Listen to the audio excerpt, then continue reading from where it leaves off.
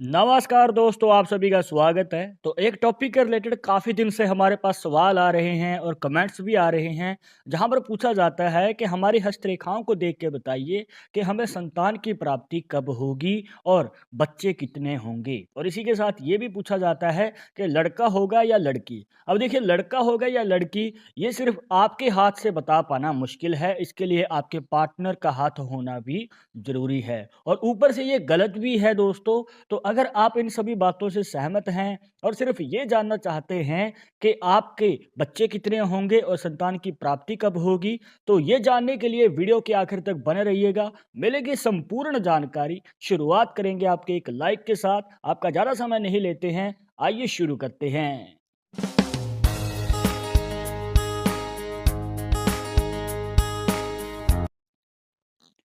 शुरुआत करने से पहले जैसे कि आपको हर वीडियो में बताते हैं कि अगर आप लड़के हैं तो अपने राइट हैंड में, अगर लड़की हैं तो अपने लेफ्ट हैंड में इस जानकारी को देखिएगा।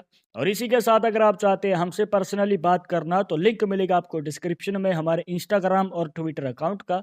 जाकर आप दोनों अकाउंट्स पे फॉलो कीजिए, जो भी पूछना चाहते हैं पूछ सकते हैं। तो दोस्तों, यहाँ पर आपको जानकारी के लिए देखना है अपना बुध का पर्वत, जो बनता है आपकी छोटी उंगली या फिर जिसे पिंकी फिंगर भी कह देते हैं, इसके नीचे। अब देखिए, यहाँ पर आपने देखा होगा कि कुछ इस प्रकार से रेखाएं बनी होती हैं।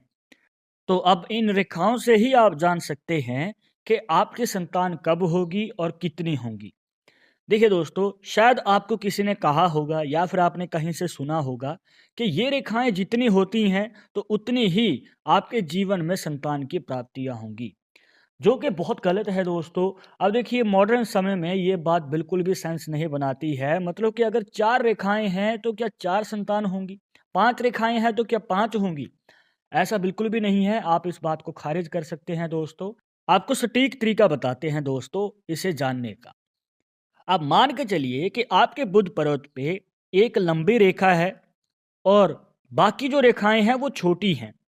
तो आपको इनमें से लंबी रेखा को देखना है। तो इसका क्या मतलब हुआ? अब देखिए दोस्तों, अगर एक ही लंबी रेखा है, इसका मतलब ये है कि आपके जीवन में एक ही संतान की प्राप्ति होगी और संतान स्वस्थ भी होगा और ये जो संतान है आपके जीवन में जल्दी होगी। पर अब ये भी हो सकता है कि आपके हाथ में एक लंबी रेखा है और बीच में 2-3 छोटी रेखाएँ हैं। अब देखिए, 2, 3, 4 छोटी रेखाएँ कम या ज़्यादा हो सकती हैं, क्योंकि हर किसी के हाथ में लाइन सेम नहीं होती हैं। अब मान के चलिए कि एक लंबी रेखा है, एग्ज़ाम्पल के लिए हम मान के चलते हैं, 2 छोटी रेखाएँ हैं और फिर एक लंबी रेखा आ रही है। तो 2 लंबी रेखाएँ और बाकी छोटी रेखाएँ।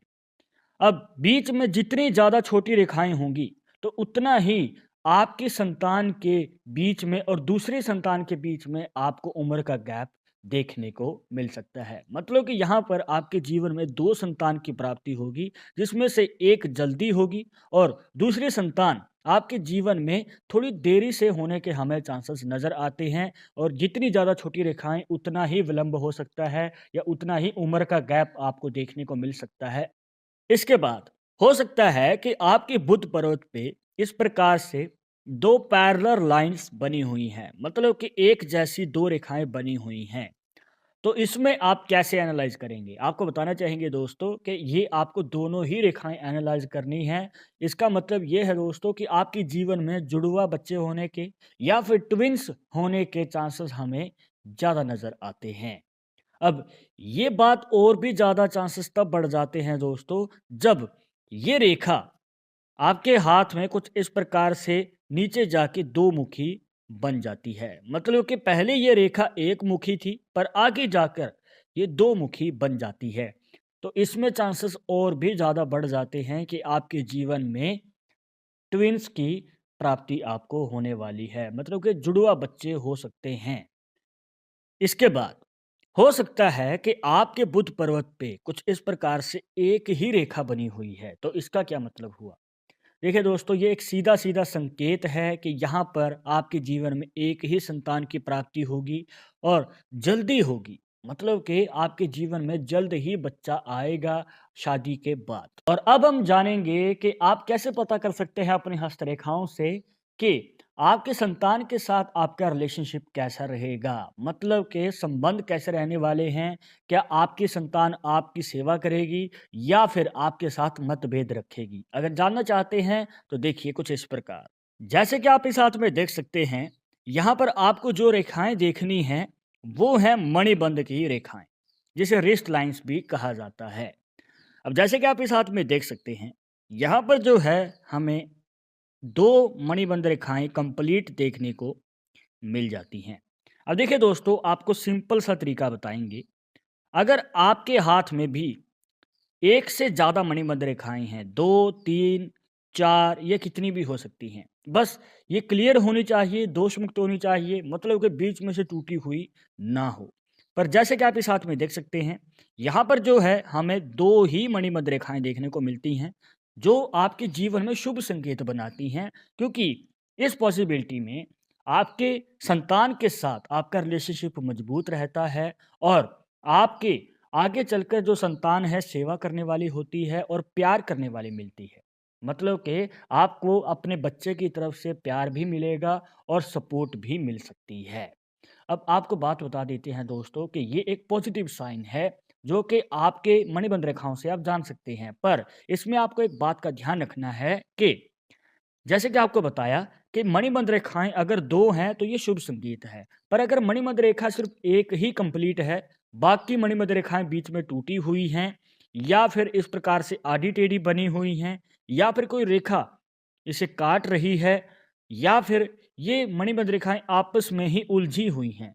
तो दोस्तों इस पॉसिबिलिटी में जहाँ पर आपको 2 मणिबंध रेखाएँ कंप्लीट ना दिखें, बाकी रेखाएँ आड़ी-टेढ़ी हैं, तो बात बता दें दोस्तों कि यहाँ पर मतभेद रह सकते हैं आपके बच्चे के साथ, आपके संतान के साथ किसी विचार पे मनमुटाव भी रह सकते हैं।